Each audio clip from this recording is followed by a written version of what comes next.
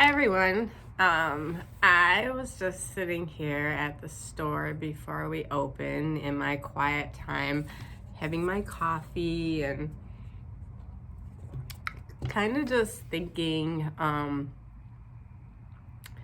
about the whole transplant process, thinking back and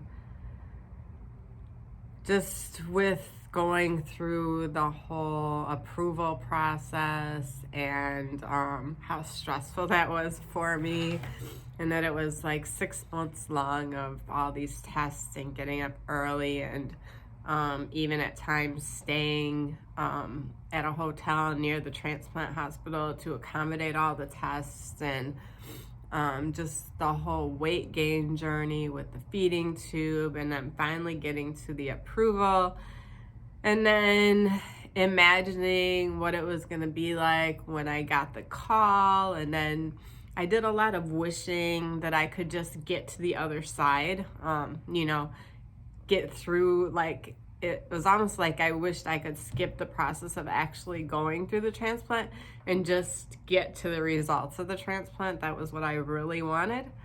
And I remember getting the first call and how your heart raced and you got real nervous, like, do I really want to do this? And then when the first call fell through, I was kind of glad that it did fall through, that we had that practice run to just give me a chance to wrap my head around this whole thing, since the first call came only 2 weeks after my approval. I was still getting used to the whole idea of going in and having a major surgery, which I've never had. I've never had any type of surgery at all. Childbirth with no C-sections. So even that wasn't really a surgical procedure. So yeah, it was a lot, other than like my right heart cath, which that was super minor, and then getting the feeding tube put in. But I've never had anything major like this. So it was just a lot to try to wrap my head around. And then getting the second call, and it gives me chills to this day, because something inside of me told me that this one was it, that it was for real.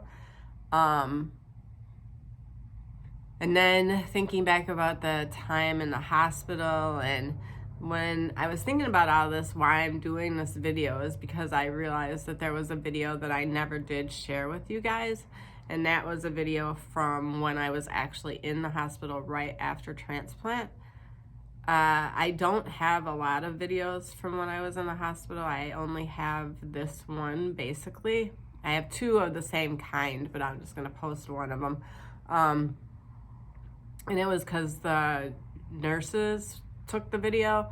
I probably would have had more video if I could have visitors, but because I couldn't have visitors, and I wasn't really at that time, I guess, capable of getting everything set up for the videos, and I wasn't coherent enough to like be talking, and it was they have so many drugs on board at the time that I'll probably actually do a video about that, because it's amazing what tricks your mind can play on you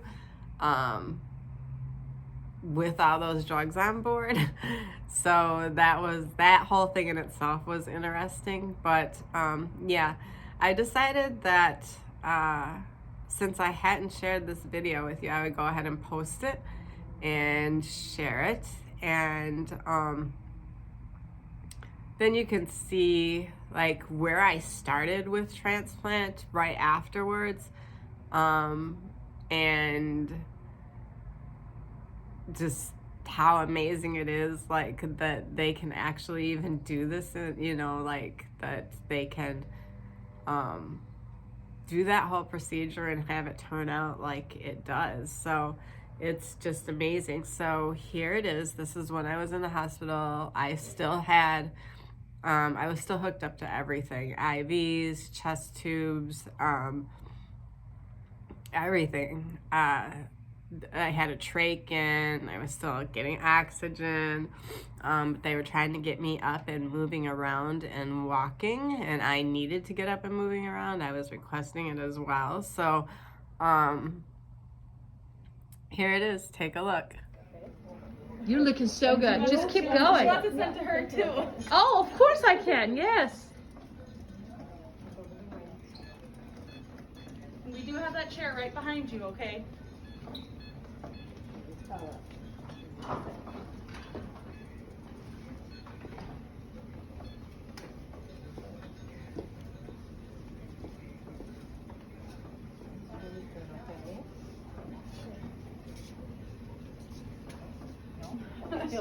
Okay, okay. She's laughing. Okay. Everyone kind of, when someone seems to buckle, we get on there.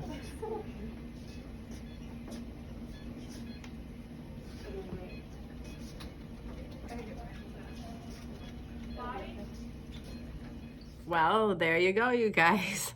That is me with my worst hair days ever, and in the hospital, but alive, up, walking, moving, and definitely heading towards a better life. So I hope you enjoyed that look back. Have a good one.